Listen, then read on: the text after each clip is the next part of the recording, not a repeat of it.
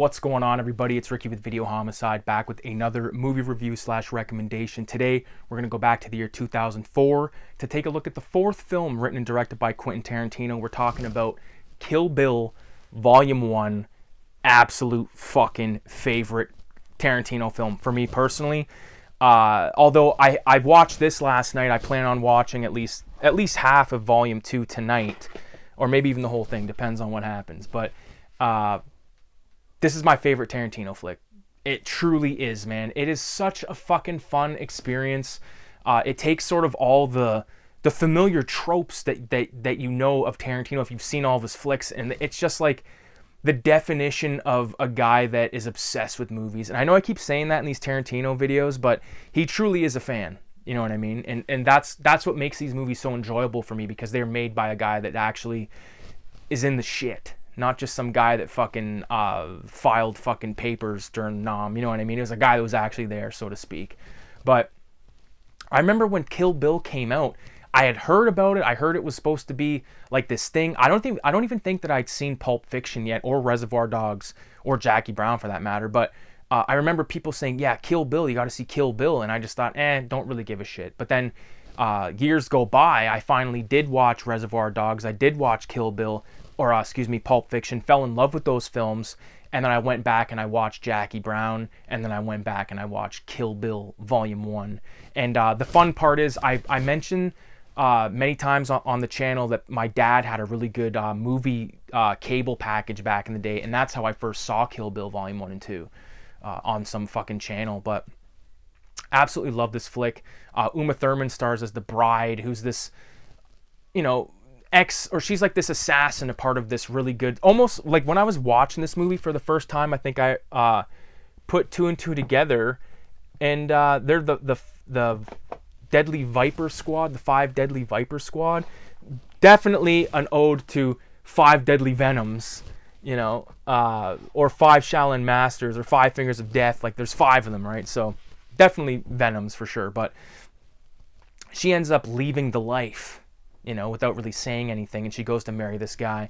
And the movie starts off at the wedding, but it starts off after a massacre has already happened, and you get Bill, played by David Carradine, just like delivering some of the best dialogue I think Tarantino ever did, where he said, he's like, "This is me at my most masochistic," and it's like, dude, what the fuck? This movie's insane. It starts off so good, and then it gets right into like, Uma giving payback to one of the girls from this deadly assassination squad, who was I forget the name of the actress. I think it is Vivica Banks. I don't think it's the girl from Independence Day, but regardless, she is an amazing with the knife. Oh, was she the one that was amazing with the knife? Oh, before I go too far ahead, it's sort of like in Pulp Fiction when she describes that show she was on. Uma Thurman's like, we were on this show, Fox Force 5, blah, blah, blah. She was supposed to be the deadliest girl with a knife. Like, that is like the vibe you get, you know what I mean, from this. So it's very much like Tarantino's calling back in many ways to his other films, and it's really cool, really interesting. But she goes, and like you get this this kick-ass fucking fight between I forget the name of Vernita Green or something like that. Like, that fight kicks ass, and it sort of like halfway through the fight pauses because the bad girl's daughter shows up, and they trying to like mask the fact that there's been this huge fucking fight in there, and that eventually goes sour for Vernita Green. She pulls a gun on Uma, and Uma just throws a fucking knife into her, and then like finds out that the little girl was actually witness to this whole thing. And that's where people get like the Kill Bill 3 from, it's going to be about that girl, growing up, blah, blah, blah. That's never going to happen. Tarantino even said in that podcast, or in some podcast or interview, he's like, I ended Kill Bill. And the guy's like, how? He's like, I killed Bill. And it's like, well, yeah, no shit. There you go. That story's over. So those characters are done. They've done what they had to do. They've been put to bed, Of course, you get some amazing cameos from some of the best. You get Sonny Chiba playing Hattori Hanzo, who's the guy that makes the sword. That whole scene is fucking awesome. She shows up in Okinawa, walks in and says domo, which I believe means thank you or something like, or I don't know, whatever the fuck it means. But later on, when she's finished with Hattori Hanzo, she says domo again. And I love that how he like takes her upstairs, because at first he's really coy, and then she finds out that she's there to get a sword made, Japanese steel, and he's like, you must have pretty big rights, you need Hattori Hanzo Japanese steel and all this shit, and takes her upstairs, shows her all these swords, and it's a very like spiritual moment, or very spiritual scene, where she's looking at all these swords and this interesting music's playing, and she's about to pick one of the swords up, and then she remembers her manners and looks back and says, may I? And he goes, yes, you may. She picks up a sword, and then Hanzo says, funny, you like samurai swords? I like baseball. And he fucking throws a baseball at her, and she just fucking cuts it right in half like it's nothing. And, they sort of form this understanding that, like, hey, you're making me a fucking sword. And he does, and it's a really cool scene where he gives it to her, and he has a really good line where he goes, this is the best sword I've ever made. He's like, if you encounter anyone, they'll be fucked. And basically he's like, if you encounter God, God will be cut. And it's just like, dude, Tarantino must have been smoking some bomb fucking hash to come up with some of these lines, man. Of course, he ends up going, or the bride ends up going to meet the next assassin from that group that was tried to kill her, and that was Lucy Liu, who plays I forget what her name is, but she plays like the head of the Japanese underworld, which was only brought up to question one time because she's half Japanese, half American Chinese or whatever, and this one guy like fucking loses his mind, and she cuts his head off, and then she gives this really good scene where she's like, I'll help anybody in any way I can, blah, blah, blah. But as far as anyone bringing up my American heritage or Chinese heritage in a negative, is I collect your fucking head. Just like this guy. And like shows the head. And I think one of those guys at the table might have been Takashi Miike. It kind of looked like him. He's in fucking Hostel. I just watched Hostel 1 recently. I didn't do a video because I was kind of like half watching it, half fucking around on my phone. You know what I mean? I had something on the background. So I didn't want to do a proper review on it. But yeah, Takashi Miike, of course, Ichi the Killer, Graveyards of Honor, countless other films. He's done like over 100 fucking movies, but really, really enjoy the Hattori Hanzo moment. But one thing that sticks out, there's this whole like, maybe even like 20-minute animated segment showing Lucy Liu's background, and it looks so good. It's like so like it's just like that kind of anime that's very sketchy. Like when shit is happening quick, it's very sketchy looking. It's not like solid like fucking Simpsons lines over everything, you know what I mean?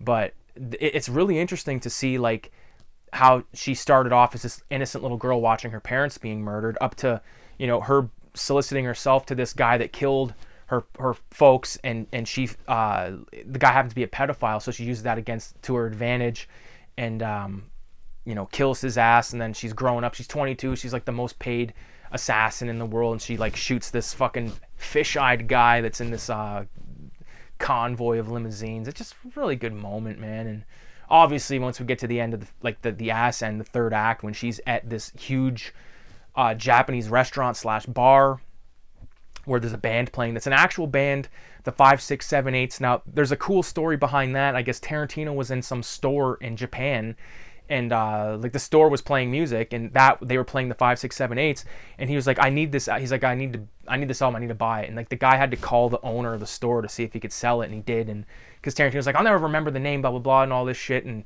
he ends up getting them in the movie, and that's excellent, man. So really enjoy their music too, by the way. But that everything about that third act when she's in the House of Blue Leaves, it's just so, it's cinematic excellence to me, man, because you get Uma facing off against all these bodyguards, the crazy 88, but also this girl, Gogo, who's like an assassin in her own right. It shows a background clip of her where she fucking is talking to some greasy guy at the bar, and she's like, do you want to fuck me? And the guy's like, yeah. And then she fucking stabs him and goes, well, it looks like I've penetrated you. And then she pulls out the fucking sword, and you see like, it's a split second, but you see like intestines and blood like spray all over her fucking legs and shit. It's crazy. And she ends up getting a really cool death too, with the fucking chair leg or whatever right in the head. But the highlight, I think, is when, Gogo's dead.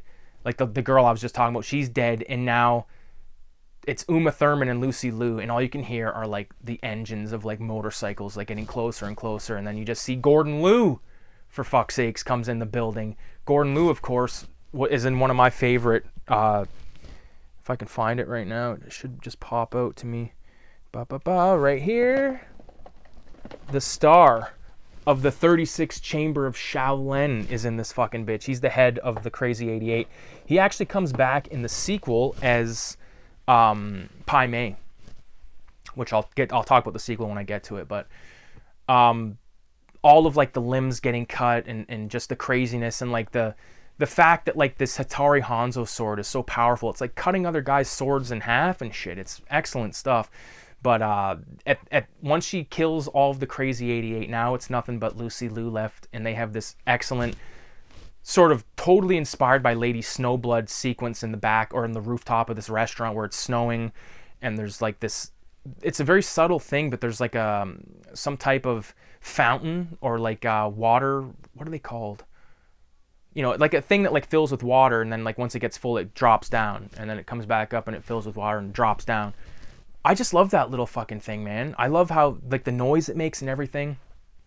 Of course, Uma Thurman, she gets fucked up a little bit by Lucy Liu, but then she ends up scalping her, and I love how she's like, that really was a Hattori Hanzo, because her fucking brain's exposed, like she got scalped basically and falls to her death, and now Uma is on her way to deal with the bitch Daryl Hannah, who is of course the girl from Blade Runner among many other things, Michael Madsen, who plays Bud, to my brother Bud, the only man I ever loved, and Bill himself, of course, played by David Carradine. Like I'm most excited to see Michael Madsen again, rest in peace, because I just watched Hateful Eight the other night, which there's already a Hateful Eight video on the channel. There's a Quentin Tarantino playlist now, so check that out if you want to hear my thoughts on Hateful Eight. But yeah, he's so good as Bud, and I love like how he's like this sleazy fucking guy, janitor at a strip club.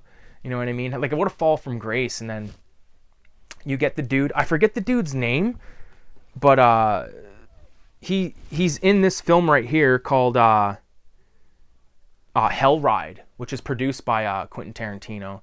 But basically, like the main dude in this, he plays like that guy that's the manager of the strip club or whatever, and he's sitting there with his glasses like in his fucking no word of a lie, you can ask anyone that knows me. Because of that film, I put my glasses in the hole, like the buttonhole, when I go into a store or whatever. I have to take off my shades and put them there subconsciously at this point. But yeah, definitely when I saw that, I was like, that's just a cool fucking move. And I love how he goes, Tiny needs you to clean the shitter, and then this girl comes up to him, and she's like, oh, hey, how you doing? And she goes, did Buddy talk to you or whatever? And he goes, this is from part 2, by the way, that I'm talking about. He goes, yeah, thank you, Tiny. And like it reveals that like she's the reason that the bathroom has to be cleaned. It's this whole thing. I'll get into that more in volume 2, of course. But yeah, I think that Kill Bill, like when I say Kill Bill's my favorite film, I'm talking about the whole story, the whole bloody affair, if you will. Like 1 and 2 definitely needs to be, watched at least close together. So I can't wait to watch part 2. I'm gonna fucking go smoke a huge cannon and start fucking Kill Bill Volume 2. So with that being said, 666 in the comments, and adios.